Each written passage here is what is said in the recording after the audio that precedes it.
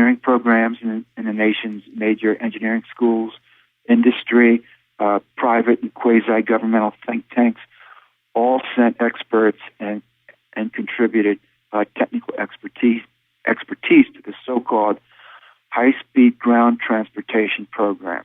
It's called the High-Speed Transportation Initiative, correct? Yes, High-Speed Ground Transportation Initiative.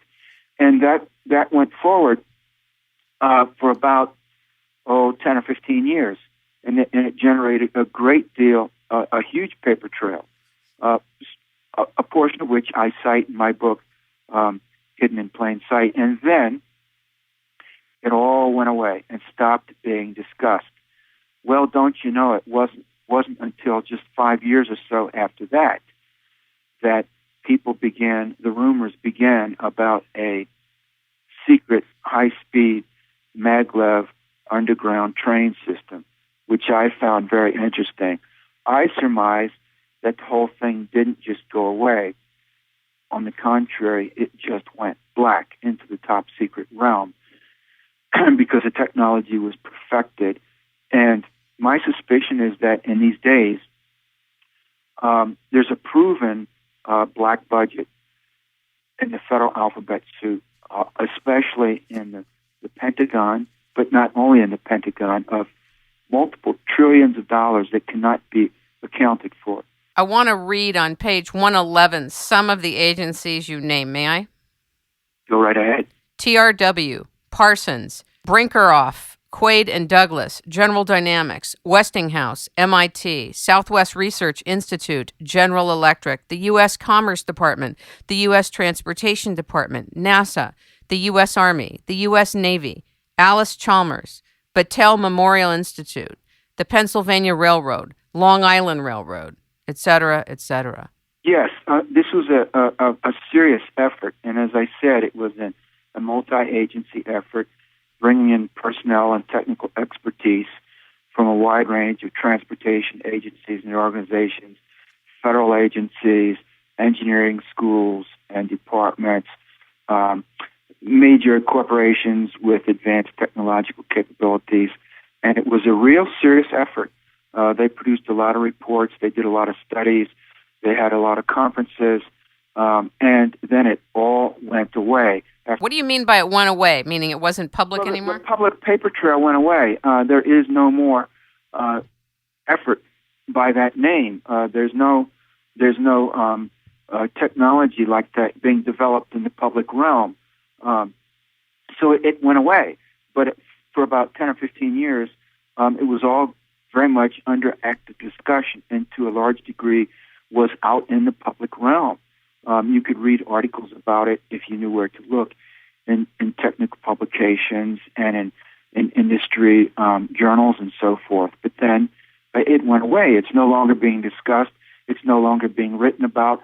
There are no longer conferences being held working on this type of policy or project. So in that sense, it was there.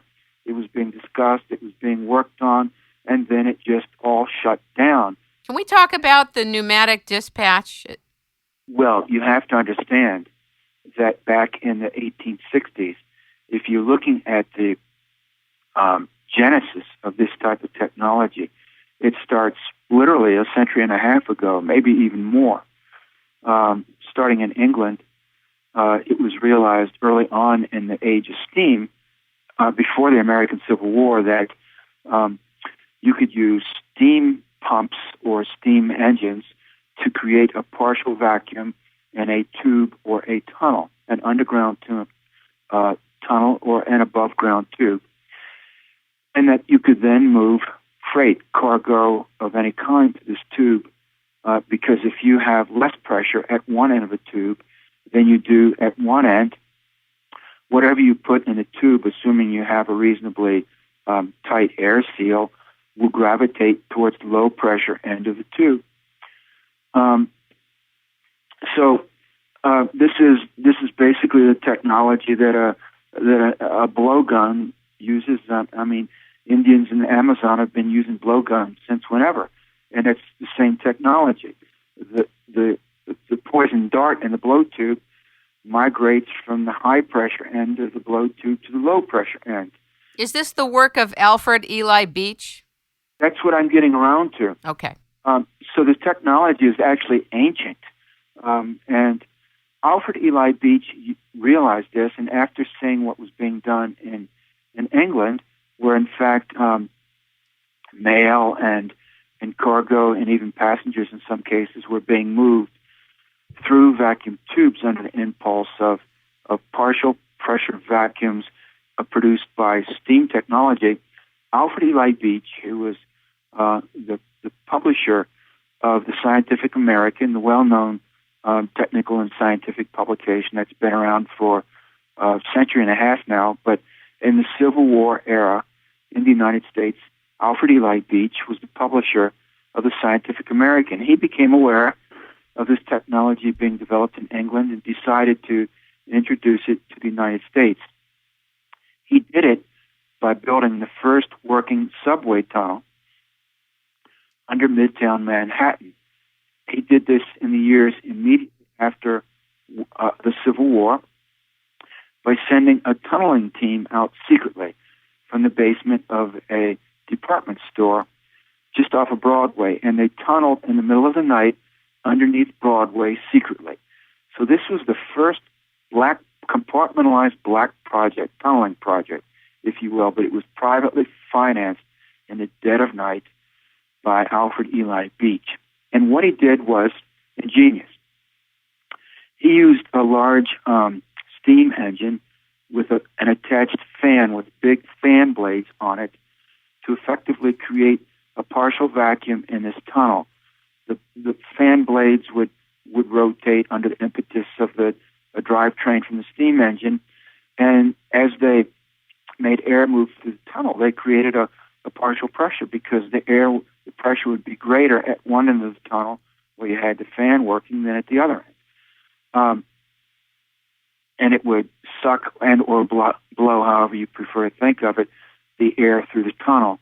And his idea was to then put a rudimentary subway car in there on rails that tightly fit the tunnel walls, which was kind of an oval or a roundish shape. And then the car would be naturally propelled through the tunnel by the differential air pressure. And so he built this thing and announced it to great public fanfare and actually gave rides through this tunnel for a period of weeks for free to the public, to the general public, and it created a great deal of interest. His idea was to extend this citywide and create an underground public transportation system. In other words, he already back in the 1860s wanted to build a steam-powered vacuum tube subway tunnel system in New York. However, New York politics then as now was very criminally corrupt, and he didn't have the right political clout to make this fly, and it wasn't until about 3 decades later that the first serious underground subway system in New York began to be constructed. Is it like his technology, though? Is it similar?